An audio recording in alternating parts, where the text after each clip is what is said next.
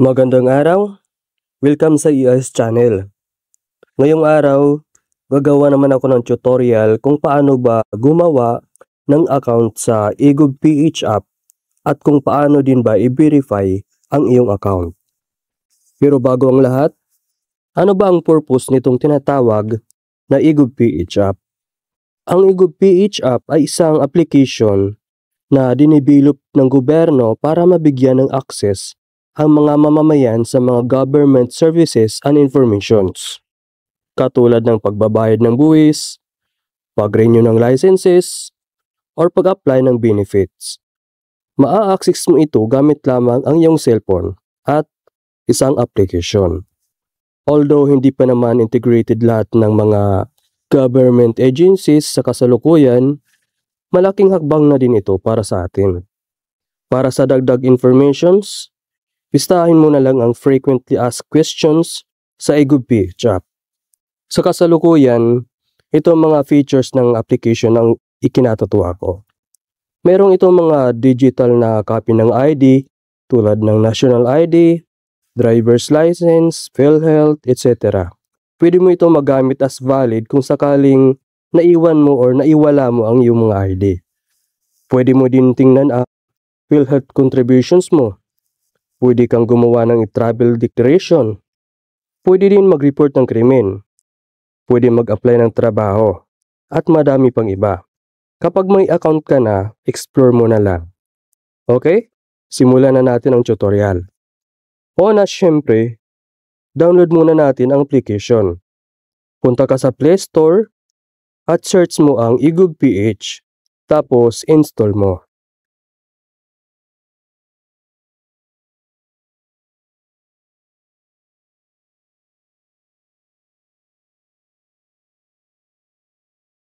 Next, open mo lang siya at pindutin ang sign up. Tapos, fill out mo lang ito. Ilagay mo lang iyong name information at ang iyong active email address. Kapag na-fill out mo na, click mo lang ang create account. Tapos, meron kang matatanggap na 6-digit na code sa iyong email address na ginamit. Punta ka sa inbox ng iyong email at hanapin mo ang Philippine Government. Kapag nakita mo na, balik ka sa application at ilagay mo ang 6-digit na code na iyong natanggap at automatikong mapupunta ka sa next step. Sa step na to, ilalagay mo na ang iyong active mobile number. After mong ilagay, click mo lang ang next. At tulad sa email, may matatanggap ka ding 6-digit na code sa iyong mobile number na ginamit. Kapag natanggap mo na, ilagay mo ulit dito at automatikong mapupunta ka ulit sa next step. Sa step na to, gagawa ka na ng iyong 6-digit na PIN code.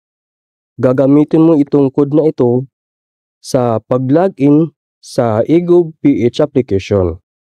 Lagay mo lang ang iyong code ng 2 beses. Click mo ulit ang next. Congratulations! You have successfully created your account. Click mo lang yung continue at mapupunta ka na sa iyong dashboard. Ngayon, tuturuan naman kita kung paano ba i-verify ang iyong account. First step, click mo lang yung verify now sa ilalim. Dito, ilalagay mo na lang ang iyong citizenship at birth date dahil automatiko nang ma-fill out ang ibang mong details. Kapag okay na, click mo na lang ang next. Sa step na to, ilalagay mo naman ang iyong address informations. Fill out mo lang itong lahat at kapag tapos na, click mo ulit ang next. Mapupunta ka na sa ganitong page kung saan pwede mong i-double check ang mga informations na nailagay mo. Kung may mali, pwede mo itong i-edit. Click mo lang yung edit sa itaas at maaari mo nang baguhin ang maling information na nailagay mo. Kapag okay naman ang lahat, click mo lang ulit ang next. Sa step na to, gagawa ka na ng iyong signature. Gamitin mo lang ang iyong daliri bilang ballpen. Kapag nagkamali ka, pindutin mo lang yung clear. sa ilalim at makakagawa ka ulit ng panibago. Kung hindi ka pa talaga ready, pwede mong i-click ang skip sa itaas. Sa tutorial na to, skip lang muna natin. Andito na tayo sa last part. Dito, kailangan mo na mag-selfie. Kapag ready ka na, tap mo lang ang tap to launch camera.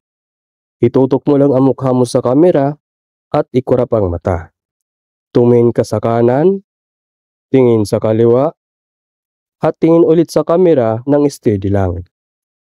Kapag okay na, click mo lang ang yes, I'm happy.